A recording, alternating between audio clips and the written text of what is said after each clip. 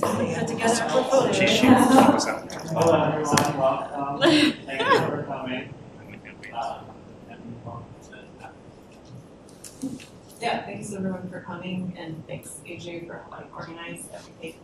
So I wanted to take this opportunity today to share some ideas I've been working on with all of you. So to start, I would say that my work is interested in nuance or subtle encounters that we have in our built environments as well as our natural environments. And I'm interested in thinking about space and architecture as something that is very much in flux. And so, let's say, activated and animated by architectural elements, but also non-architectural elements.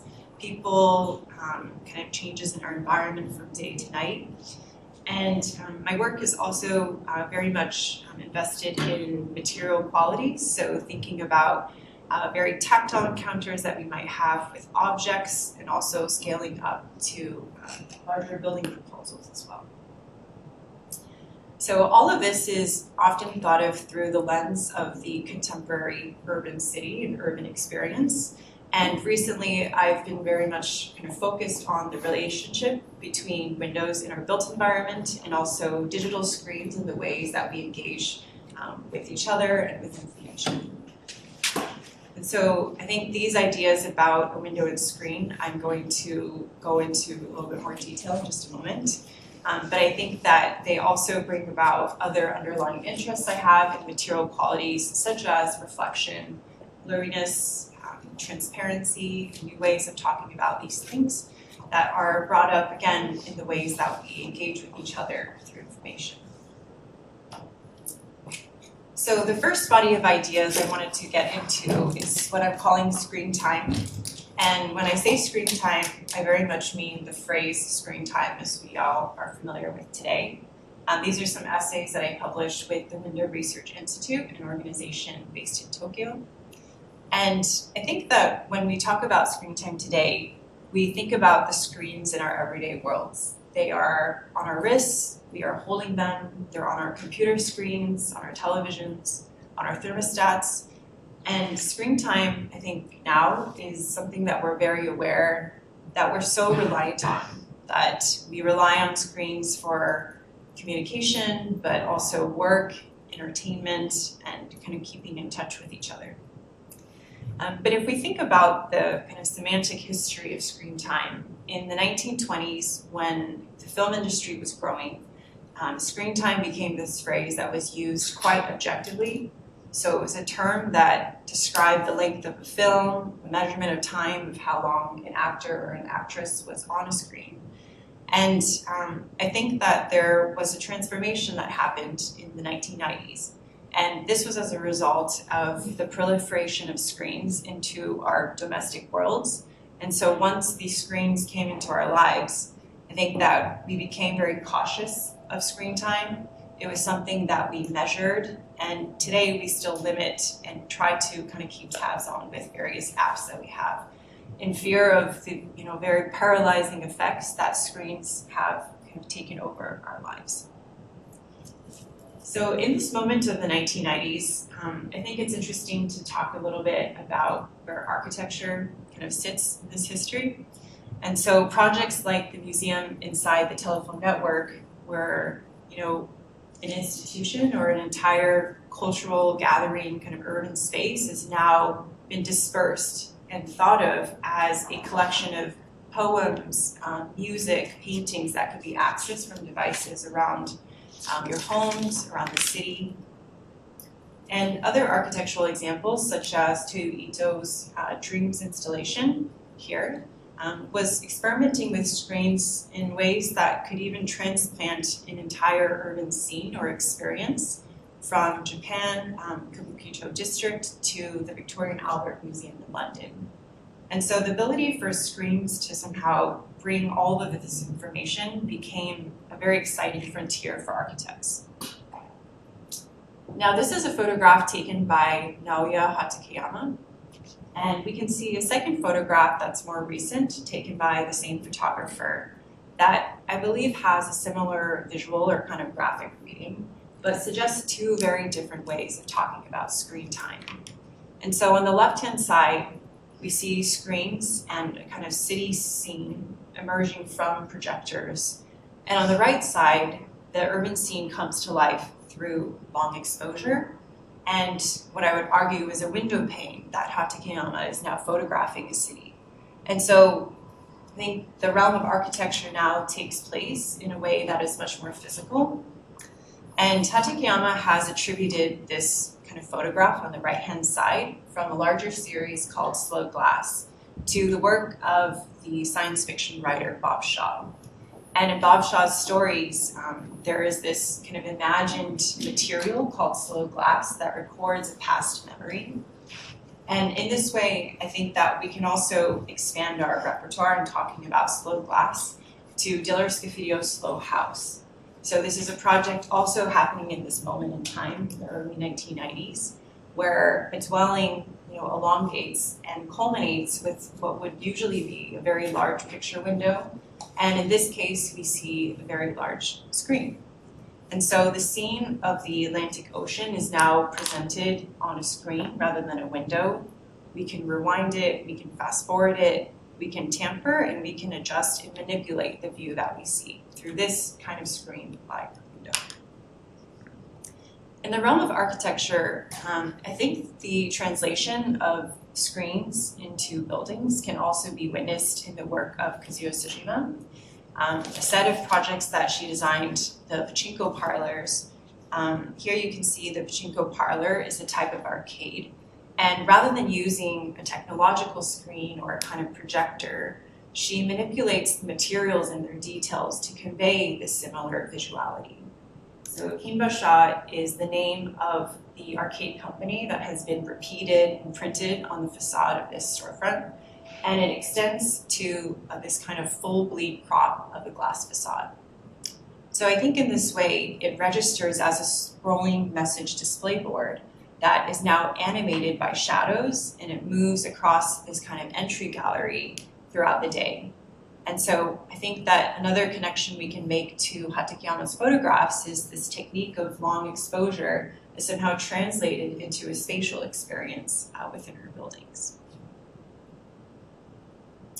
Another pachinko parlor that Sejima designed, also in Ibaraki, Japan, here I think brings forth the language of screens through this very interesting panel on the front facade that reads like a dead pixel on a screen.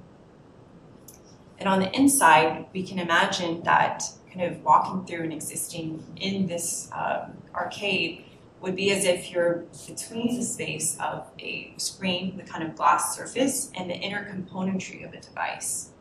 These other material details that she uses, like mirrors, kind of rippled, reflected surfaces, I think would also convey a sense that you are kind of experiencing her building through serial photography, snapshots that are subtly adjusting and moving as you kind of traverse through her building. So in Juliana Bruno's text, Surface Matters of Aesthetics, Materiality, and Media, Bruno writes that the screen today is an ever-present material condition of viewing. And I think that through this lens, as Juliana Bruno points out, screen time is really no longer a social critique, but it's a pervasive condition in our everyday. And somehow it seems a little bit pointless for us to talk about trying to capture and measure screen time in a more conventional sense. When we think about screen time through the work of Hiroshi Sugimoto, here the entire length of a film has been captured in a single shot, or through the photographs of Louise Lamprey, who uses serial photography to kind of demonstrate her kind of language of work. I think these projects offer us a new way of talking about screen time, that's something kind of between this realm of technology, how we perceive information today, but also telling us about a language of architecture that can aid and support in this too. And so screen time here becomes a poetic, temporal, and spatial layering, and kind of instills slowness instead of a way of kind of measurement and this kind of rapid manner in which we engage with our screens in multiple windows today. Another strand of this research is focused a little bit more specifically on the relationship of the window frame and screen. as even before the proliferation of screens today, there were already new ways that artists and architects were thinking about how we can reorganize the spatial hierarchy. In a similar way that I said, that we see kind of split screens, multiple windows on our computers as we work. In the text, The Virtual Window by Anne Friedberg, Friedberg gets into the historical relationship of the window and the screen. And so in the kind of text by Alberti de Pictura from the Renaissance, right, he describes two types of drawing techniques. So the first drawing device is an open window, and Alberti writes that this is something that you first draw to delineate the edge of a painting, and after that you perceive the subject through this frame. The second drawing device is a veil that he describes as a grid or a kind of grid-like netting, let's say, that's stretched across the frame, from which you view through and map three-dimensional information to a two-dimensional picture plane.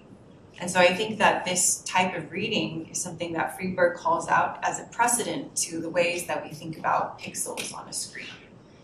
Again, so I think there's a connection here between the window and the screen that maybe we could also take a look at in built architecture or built kind of spaces. And so in the realm of Tyrrell's kind of sky spaces, we're maybe here using instead details of the window to create the reading of a screen. And by beveling and reducing to this very thin and crisp edge of this skylight, we are now reducing the distance between the viewer and the sky. A very strange reading of what's beyond is also taking place in Robert Irwin's work, where now this thinness is created through the material itself, and a puncture or deletion or void from these tinted windows at the MCA in San Diego produce this kind of strange reading of an image or a picture that's inside of the room that you sit in or stand in. In The House in a Plum Grove by Sejima, here thinness is something that we register through these steel plates that form the walls that organize the home itself. In some instances, the interior walls reduce to 16 millimeters, and we can register that all of these various techniques of reducing the window frame and this edge now bring the boundary between the subject and the viewer much closer together, and we begin to oscillate between, what is the space that's in front of us, how far away is this, and this certainly kind of relates and recalls this very seminal text by Rowan Slutsky, Literal and Phenomenal Transparency, which talk about this very tension that today we maybe attribute to a sense of flatness in kind of graphic quality, but the ways that we experience information through our screens, we're constantly kind of pulling back and forth what is in front and what is behind. So I think that in our technology today, there's maybe a alarming rate in which architecture of windows and screens are now becoming one and together. So this is from Mitsubishi, the Mosola panel, a piece of technology that alleviates a very deep floor plate, let's say in a building where there is no access to daylight. That this somehow combination of LEDs and screens can create the sensation or experience of a window. We also see technologies like this piece, Vitrine by Daniel Rybakken for Panasonic, that now displaces a window from a wall and places it as an object floating in the center of a room. So if you can imagine when it flickers on, you can see an image appear within this kind of glass pane.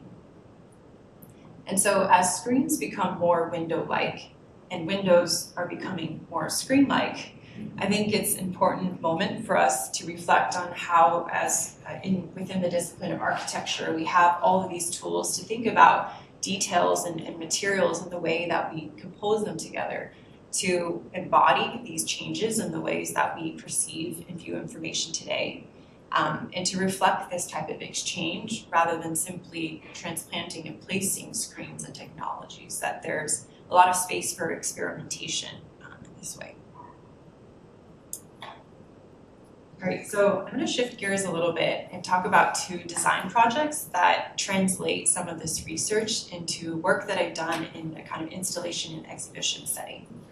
So the first project is called Reflections of a Room, and this was kind of set of objects that I designed with Volume Gallery in Chicago. And the premise of this project was based on two phenomena that I believe we're all quite familiar with. So the first one being that as you're walking down a street during the daytime, you look into a store or a building or anything with a glass surface, and you can't actually look inside because it's so bright outside, so you just see a reflection of the street. The second phenomenon is at nighttime, you're inside of your homes, and as you look outside, all you can see is the interior of your home or yourself. And so I think these two qualities where windows have very peculiar kind of reflective characteristics is what this project was trying to think about. So a mirror-like window or a mirror or a window-like mirror. Here, the kind of typical layers of a mirror are delaminated and sort of recombined as a single object. And so for these objects that I worked on, they're composed of low iron glass, stainless steel, here brushed to kind of soften their shininess. And they produce these armatures that allow the glass surface to lift and kind of separate from this backing. You can see how the pieces are assembled on site, which is a little scary for the show when you wait until like the moment everything comes together. And here's the close-up where you can see the assembly of these various components. And so the back plate that's all steel welded and screwed together has been clad in a polyester felt that kind of emphasizes this soft shadow-like reading and offers a contrast to the more machined glass edges and metal edges as well. And it was also important to me that as some of the objects became larger, the thicknesses of materials also scaled up. So there's slight adjustments as you kind of see and can observe the larger pieces. And so of the 12 kind of final prototypes, 8 of them were constructed for the exhibition. And I think the idea was really to borrow from proportions in our everyday kind of worlds, our everyday domestic life. Here, this is a rear view mirror that you might recognize from your car. Mirrors that you might find in your bathrooms. This one is titled cosmetic, medicine cabinets, and certainly the proportions of a mirror that you might have had in your college dorm room, kind of sitting and standing against a wall. And so here, I think the idea was always to think of the pieces as a collection, not as individual objects. And so here's an image from kind of final exhibition. And as part of this project, I also designed a catalog and experimented with kind of graphic structure and paper specifications to translate the sensibilities of these objects into a kind of ephemera that you could take with you, or if you couldn't visit the show, something to stand in its place. So the exterior is wrapped in vellum to allow the information to reveal itself slowly.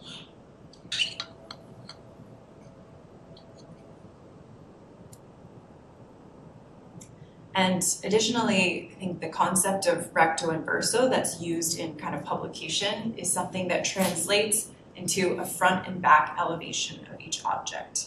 And so in this way, these objects have been flattened to a surface of paper. They're aligned exactly in the same location. And the surface of paper also brings into this idea of the environment that now has an imaginary light that bounces as these kind of blurs across the page.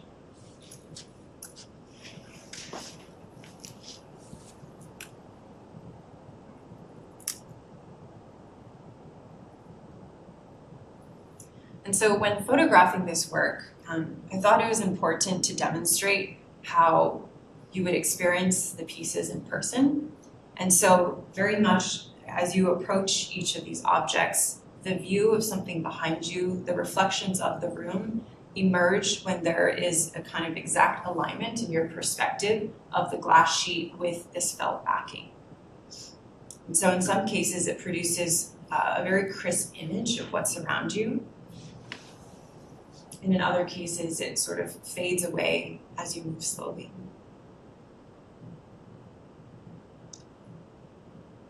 And so I would say that this project, Reflections of a Room, is very much about reflections itself and not the objects. And the hope is that as you experience these pieces that you pay closer attention to your surroundings. All right, so the last project that I wanted to share is called Display Window. And this was a site-specific installation at the Design Museum of Chicago. And for those of you that are not familiar with the site, this is in the middle of a very bustling kind of commercial shopping district. We're in the Loop, and right behind us is Millennium Park, and across from us is the Chicago Cultural Center. And this is the side of the museum that everybody kind of sees first. There is a tall 3-story triangular atrium that is the gallery I was working with that's positioned inside of the museum, but also kind of on the street. And in this gallery, the first intervention that I wanted to make was with the glass facade. As being an entire sheet of glass, you kind of take for granted what it is that you're looking out. But if you start to clad the glass in this black vinyl, you can create a window that allows you to focus your attention and maybe pay more attention to what is outside. This black vinyl also had an effect on the exterior of the building, which created a mirror-like surface depending on the qualities of daylight. And so in this instance, you can see the Chicago Cultural Center imprinted and brought and transplanted onto the surface of the museum. So here's a picture kind of close-up of that quality of reflection that you can see. The second intervention for this installation was a kind of scrim wall. And the concept behind this, here you can see the kind of 17-foot tall kind of scrim that's layered. But the concept behind this was to think of a shop window, since the museum kind of participates in this context next to so many stores and shop windows. The shop window is always a room. It's more than just a window or a frame. There's a space that's inside of the building that you can't really access, but it also belongs to the street. It has a very strange kind of ambiguous nature. And so I think that using a material that somehow allowed for some glimpses of visibility was important to defining the edge of this shop window, which really kind of ends where the scrim is. And this kind of netting also captured shadow and light across its surface. And as shadows kind of move down, you can start to perceive it with a little bit more of a heightened awareness throughout the day. So here are glimpses of the Chicago Cultural Center just behind us. And the Design Museum of Chicago sits in a building that also has multiple identities. There is a ticket stand inside of the museum that sells tickets for theaters for visitors. And there's also an office for the Chicago City Works as well. So as a result, the entire building is covered in a lot of text and kind of imagery and symbols. And similar to the Volume Gallery project, I wanted to bring some of these ideas into the ephemera, a kind of pamphlet that you could take away from the show. And so the exterior of this booklet is covered in text about the project itself, and to thank our sponsors. And then as you open up the pamphlet, it is a miniature model of this triangular gallery space. And so the interior is relating to the kind of material qualities of this black vinyl that allows for a subtle glow from behind, but also a little bit of reflection from the inside as well.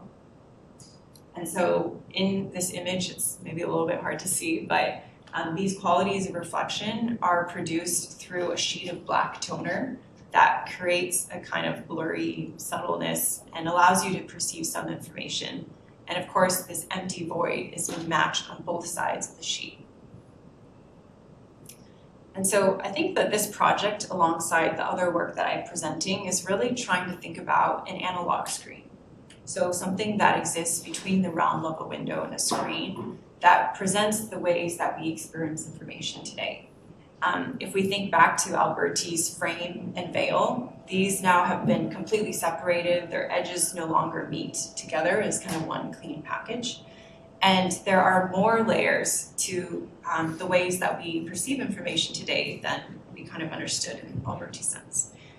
The netting, because there are two layers up to it, produce this moire pattern that can also be read as static interference across a screen. And I think that all of these layers together create quite an opaque viewing portal. So when you look in or look out, it's always kind of hard to see too much inside, which I think is similar to the ways that we look at shop windows. They don't reveal too much of the interior. And if this project is titled Display Window, what is on display is this type of blurriness that becomes our kind of contemporary condition of viewing today.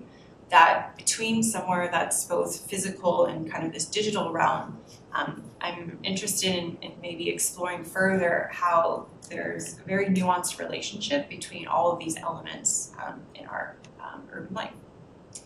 So that's it. And if there are any questions, happy to discuss. On the dot, 30 some minutes. Like, trying to keep tabs on this.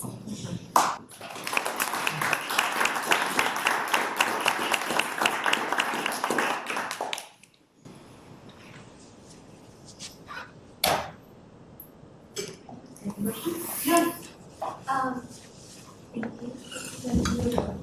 I'm just curious, how do you see a research project to like actually basically manifesting into the project? So I don't know if this is your question, but I would argue that the ideas have manifested into physical forms. And so maybe what I would say is, how do they exist beyond temporary projects? There are some other ideas that I've been working on that I think are beyond kind of materials that you would dispose of or reuse after shows. But I think that the concept of a window and its relationship to a screen is something that is permanent. And so maybe the expression or the ways that the projects that I've experimented with, are temporary. I hope that they will extend into something that is more physical later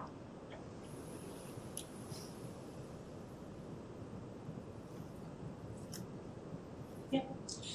Thank you so much. I've been working on screen in the last years, and so I appreciate a lot your presentation. I'm interested in screen historically, and you mentioned 2019, etc. So I have a footnote and a question. The footnote is, over the history of the idea of the concept of screen, the metaphor of the window was very located in a certain kind of culture, the culture of transparency, but was not a stable connotation of the screen. There are many other connotations, and one possible connotation is tied what you say at the end. Today there is, or what I'm doing in my research is more and more considering the screen as a conduit of information, for example, much more than the ideology of transparency that marked a certain kind of Western culture. But this could be a longer discussion, so I drop that. I go to your presentation that I really liked, and one of the great questions that always were attached to the idea of screen was the shape of the screen. You use different shapes. Can you say a little more about the way in which you choose? There is fantastic articles, fantastic essays in the early 20s about the shape of the screen, including Eisenstein, who wrote one of the most spectacular texts about that. Can you say a little more about your shapes? Yeah, no, I mean, I think that it's true. Maybe I highlight two periods of time, and there's certainly a lot of other projects, if you're interested in reading my essay, that expand into things that maybe connect a little bit more historically between them. But in terms of the shape and the edge, I think that's a really great question, because maybe a project that I didn't show that I worked on is entirely about that, what is the edge of the screen? And I showed a few images of that at the beginning of the presentation, where this was a project that I was interested in thinking about it as 16 by 9 proportion that we often think of as screens. But the project itself was questioning that in today's world, as we saw in the Toyo Ito kind of installation, where there's kind of an edgelessness to it, what happens when we start reducing this boundary and the kind of shape that, let's say, goes around the screen. And I think that there is this kind of trajectory in technology that we start to erase this. And so a slide that I didn't show today, but if we can picture in our minds, the Windows 11 icon, right now it removes the mullion, the frame or the edge, and it's just these floating panes that we see. So I think that's an interesting question because I sense that the trajectory is that there's like a shapelessness that's kind of coming to it. And so I think in my projects, the ways that shape or form is designed is very much a reaction to something that was already there. So in this last project, I was working with the proportions of the existing facade. The kind of limits of where the window is cut out is actually also marked on the outside by some kinds of like with a fence. And so you can't see that in the photographs, but it's there. And then for the gallery project, I think that I was referring to these everyday objects. So that was also a kind of helpful guideline to thinking about that. So. Abby, yeah, the presentation was great. Thank you. Thinking back to the Terrell and the Robert Irwin in our screen suffused context now, you know, that ambition was to dissolve the frame and to get us to think and look outside the frame. Now the frame has proliferated, and I guess you maybe could look at that in a utopian way, that where our attention is focused in many other places, or you could look at it as, you know, we're reading a text as we cross the street and almost get hit by a car. Like the focus on the frame is constant now. So I guess the question is, how would Robert Irwin feel about this? But also, like, is your ambition comparable to theirs in the sense of trying to get us to look outside the frame, or different? Yeah, these are very like existential questions. I'm like, what is the meaning of my life? I mean, I think that in reading, I think Lawrence Fischler is the biographer for Irwin, that the pieces are described as these kind of like phantoms, and it was less about the actual work, but the ways that we start to perceive our surroundings. So I think in that way, I still kind of align with that. And maybe in terms of the Eisenstein kind of reference to the ways that you start to frame and remove kind of pieces of information allow us to focus more attention on things that are already there. I think in that sense, the projects still try to like build on that. I don't know if I'm actually saying, you know, because we have these great windows now, we're not going to crash into a car as we cross the street. But I think it's maybe a way to bring another type of conversation to this discussion about screen time as something bad, that, you know, we just think of it as something that we can control. And maybe also the work is less about like seeing something clearly and more about presenting a more kind of ambiguous state that I think is more reflective of the ways that we exchange today.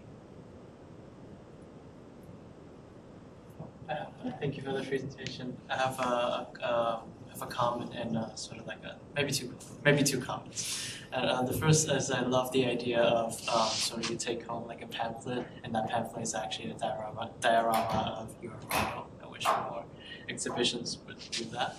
And also the second sort of common question is like, I think in your sort of like future conception of the project, is there like a social dimension to it, like a social critique dimension to it? Because right now, I think, right now a lot of these projects exist sort of in a very passive way, as in sort of like you go up to the object and you sort of perceive these kind of like ephemeral sort of like quality of them. But is there like is there like more? I was wondering if there are future version of that could take a more passive stance in terms of like it actively critique something. Maybe the one thing I think of is maybe the privacy. Because when we talk about like social media and this kind of like play of transparency and opacity, maybe it could be, I don't know, something that has to do with like performance art, where you have like people behind the screen, and then that somehow changes the way we view certain. Yeah, just wondering if there's like a possibility of that. Of those. Yeah, no, I mean, I think that the perception of something that is passive or active is maybe a subjective interpretation of what the work might be. So I would say that it's very much activated by everything around it. So all of these kind of works are activated by the viewer and by many kind of people, the city, like in this image, you can see the street lights are activating the project. The actual screen itself is just a sheet of material, but once it's layered with the existing building, the kind of matte kind of vinyl on the backside, and we start to see all these layers of information, I would say that is where it's activated. It's activated in its urban context and by people, by light and shadow, et cetera, et cetera.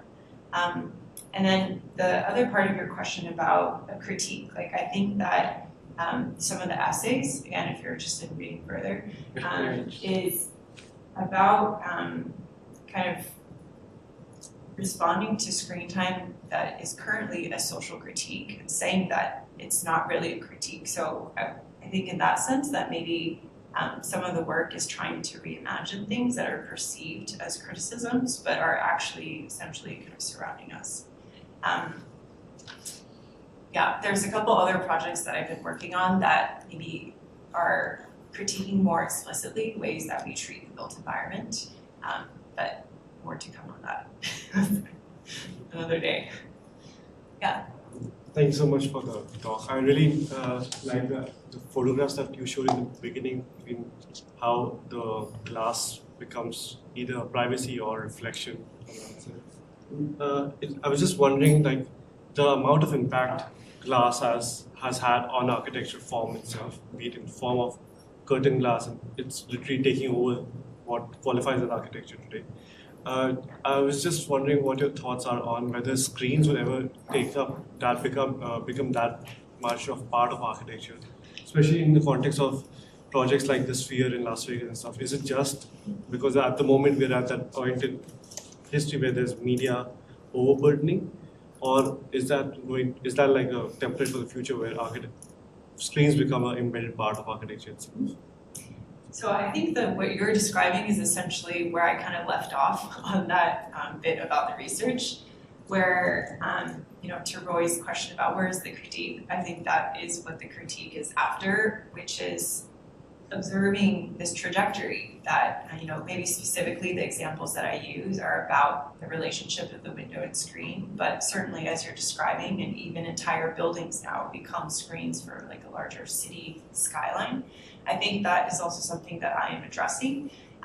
And so I think that the ways that I kind of left off that part of the research is that we need to react to all of these, the needs, let's say, of buildings to respond to screens and screen usage.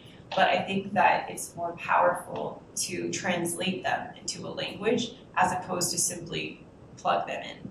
And so in this period in the 90s where I think we start to see so many screens in our homes, I think there is an immediate reaction in the realm of architecture to place them there. And I've shown just a few here, but again, this is from like a much larger pool of projects that start to place screens in a lot of pieces of work.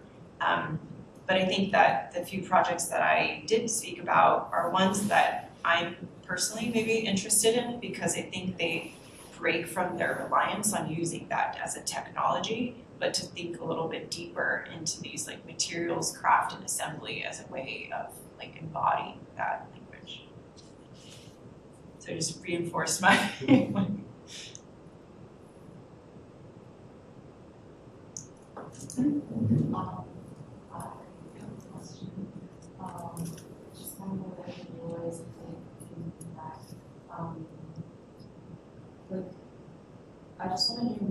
thoughts on like how your iterations of the screen and then in relation to like photo making and like the screen throughs and photo making out the screen, like how do you think about that? Do you see them as like sort of in the same continuum of like exchange with like something, or yeah, and then also the materiality, because obviously like doing the shift, the power, yeah. Yeah, so, okay, the first part of your question about the books, I would just say I'm not a graphic designer, not a photographer, like my background is in architecture, but I think by using these various mediums of documentation and thinking, that we're able to expand our tools in the ways that we represent work.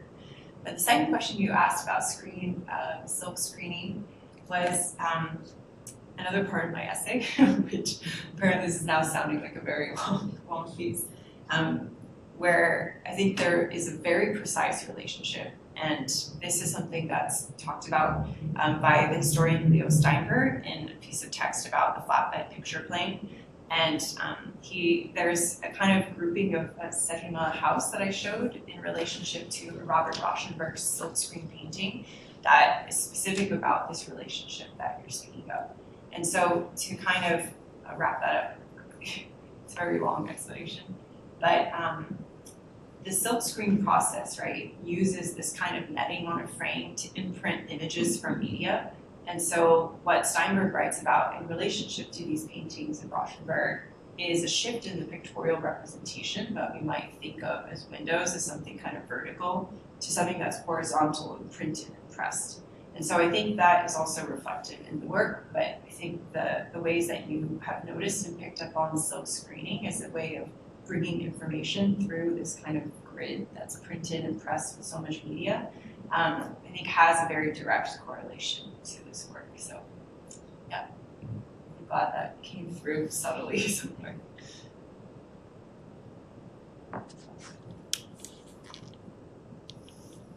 Great.